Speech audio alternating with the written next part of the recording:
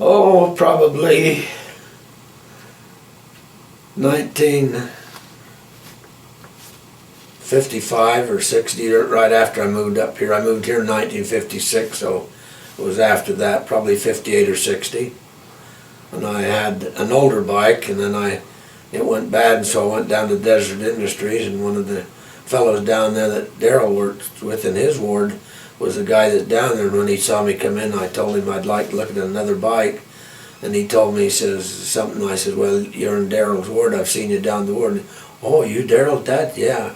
So he let me take that blue one that I now have that's had two different sets of wheels on it, and he gave it to me for $9.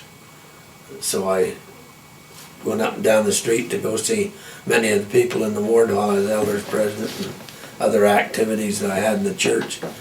That just was better than walking. You got there faster, and I enjoyed riding the bike more than just hoofing it. So yeah, I used to whistle for my dog and my cows up in Heber, but I never could sing. They always told me I was 10 or 11 notes off everybody else, and so I couldn't sing. So I've always whistled, and I still do that when I walk across the streets from the temple to the conference center to get in and out every morning at 4 o'clock. And those people at the custodians and the caretakers and security watch me come across the street, and their eyes light up, and they always say, well, good morning. It's just a habit. I don't know too much about popular songs at all. Very few of them, unless they're God Bless America or some of the national anthems that we sing, but it's usually we thank thee, O God, for a prophet, or the sunshine in my soul today, or something like that I know, because I know most of the words of the hymns, but I can't sing the tune, so I whistle as close as I can. There's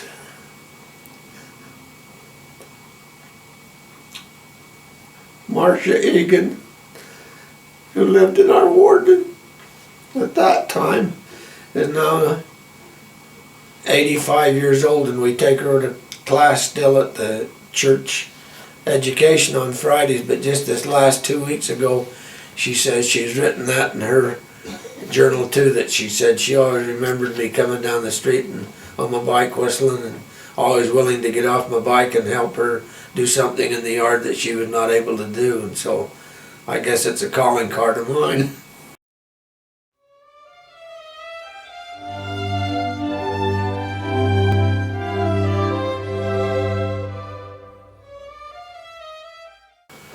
Well, softball was a real different game than what I started playing ball with. I think I mentioned before to you that when I started, it was over the primary league, and they used to play this little small ball. It was about as big as a baseball, but it had different little threads on the outside, and those guys come over and get me out of the the guide and trucker class and said, if you want to play ball with us for the primary league, you can come and play. So I went over and I says, the reason that we ask you is because you got to catch.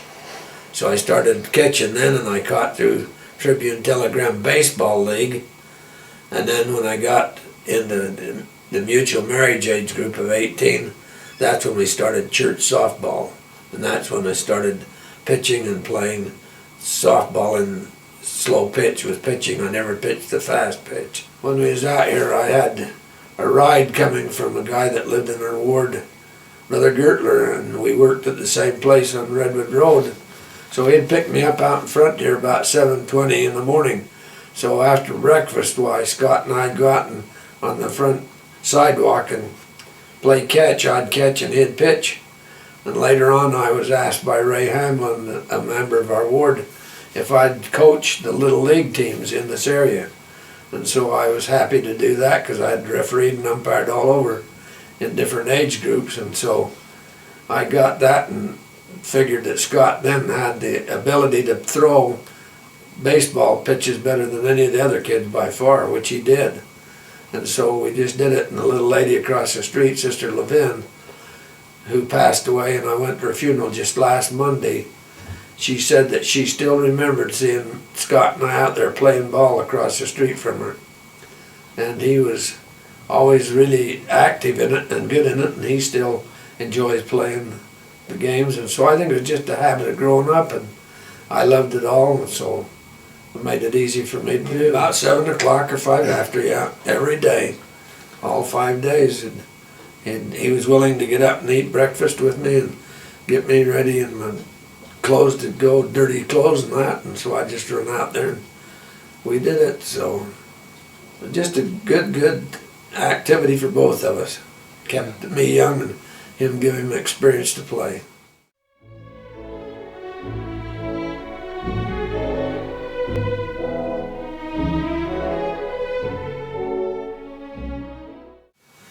Well, when I was ordained a bishop, I had the privilege of being ordained by Bruce R. McConkie in the church president's office up to the North Temple there.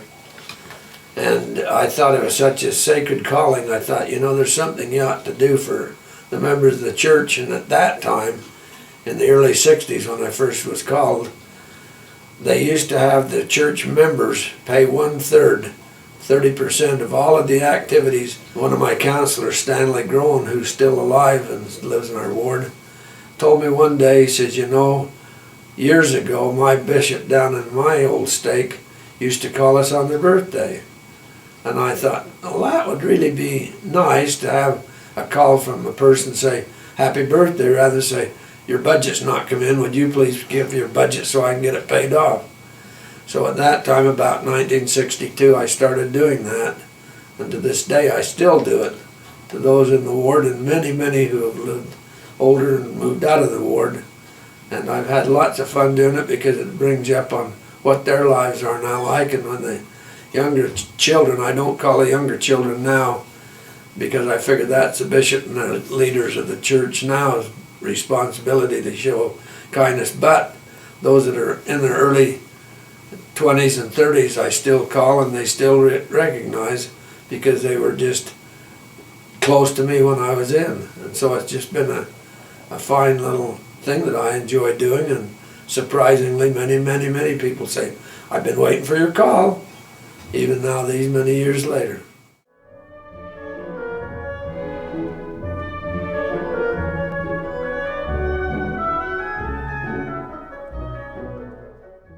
Well, first I'd have to say my parents, my mom and dad really, specifically my dad, because being a male, he had different feelings than what my sweet mother had about what I should do because my sisters should do other things. But my dad was a great worker, hard worker. He was a convert to the church. And when he got into the church and got going, surprisingly, 3 years after he was converted and baptized in Park City, he was called to be a counselor in the bishopric. And he always had the dedication to do what the Lord asked him to do. And so he said, always to me, if you'll do what you're asked to do, and if you volunteer to do anything, make sure that you follow through and then report back what you did do, or why you couldn't finish whatever you was asked to do. And so he made the responsibility to me that it's very great to be recognized as being worthy to be asked to do something, especially in the aspect of the gospel plan.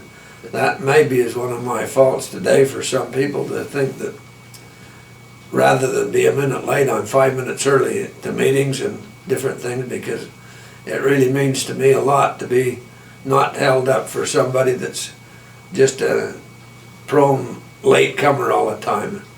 So my dad was a great tribute to teaching me the work ethics, the cleanliness of your mind and body, and also the blessings that come from having families.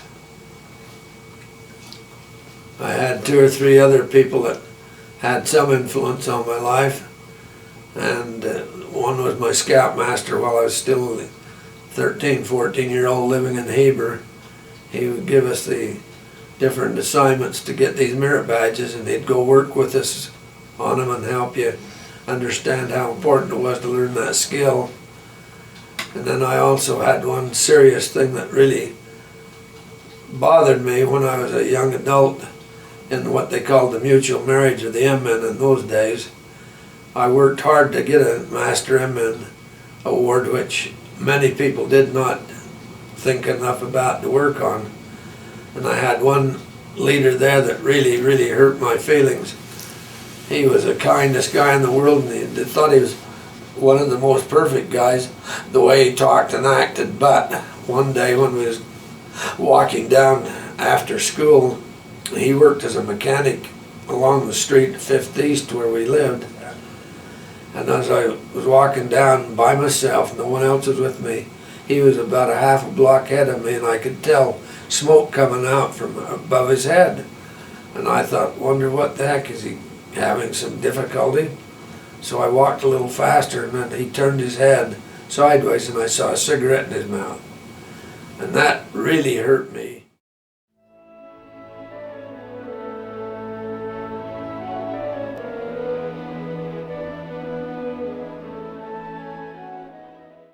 So I went into the High Council, was working there basically as a farm director, and had different ward activities given to me, elders' quorums and whatnot.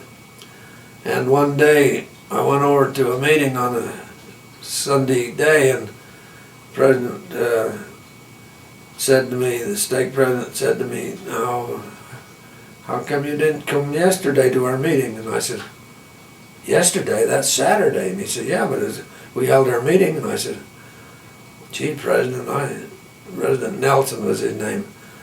I don't remember you telling me to come." He says, "That's because you were not invited." And then I thought, uh-oh. He asked me to come in the office, and I figured, well, that's the end of my service time in the High Council. And he says that they approved my name to be called the bishop. Well, I could have fell over in the wastebasket when he said that. And when they got permission from the first presidency to call me to be a bishop, it humbled me so much that I felt really inadequate to do it, because I just knew all of the things that bishops did, being on both sides of the fence.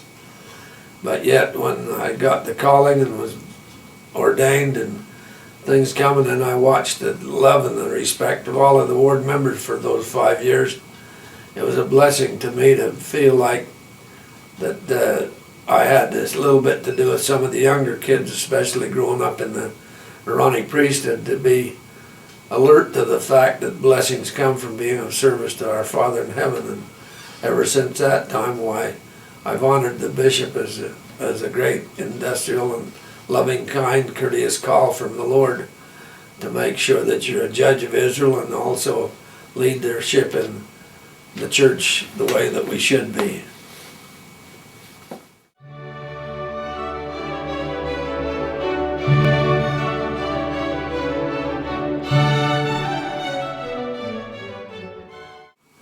One of the things that really shook me was when we first got out there and I found out that the previous branch presidency, the the branch president is always a high priest, but the counselors are usually just elders, but with the Melchizedek priesthood.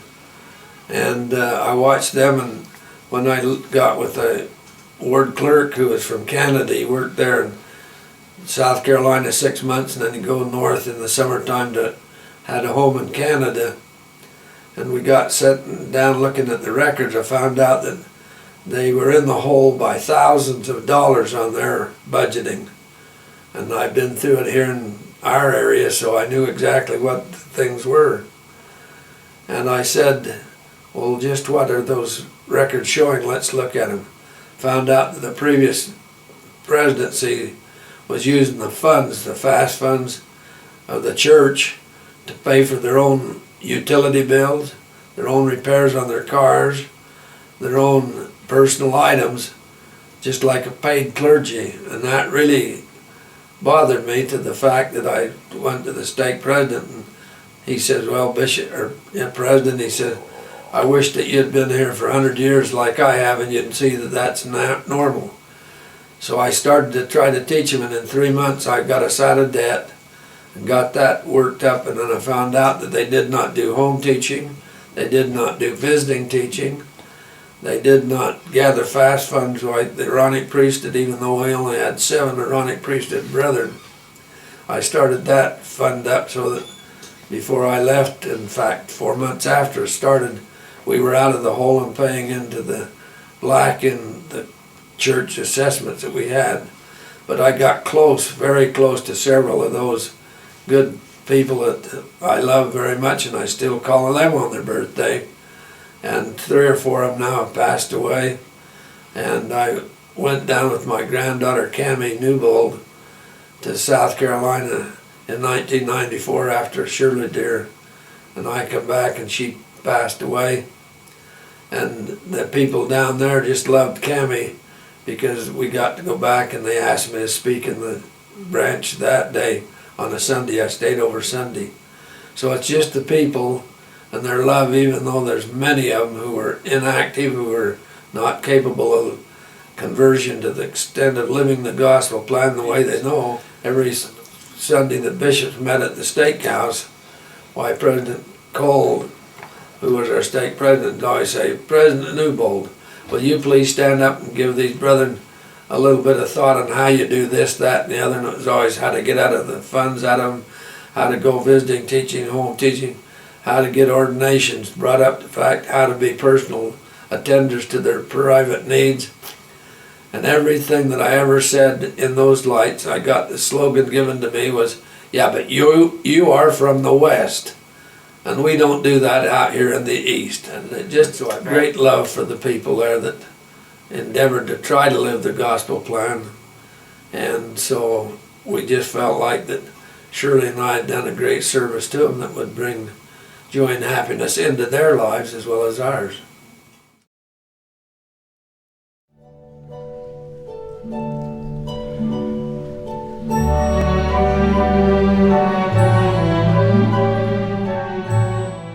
Well, not like some of the guys today who got money enough to go pay $5, $6, $8, $10 a haircut. With these 5 sons I had, I just figured that if I didn't do it, even though it was only $1.50 at those days, that I couldn't get them over there to the barber shop, and Shirley dear didn't have time all the time to take them, and sometimes they'd let their hair grow more than I wished they would. And so I says, I think I'll go get a pair of cutters. And so I went and bought clippers and started it. And of course you heard what you and all the other young men would say, I don't want my dad to cut my hair, he don't do it right. And that's what I got comments about several times. But with me being the boss of the family, I said, sit down, we'll cut. And I tried to do it. If you don't want much off, that's fine, we'll just keep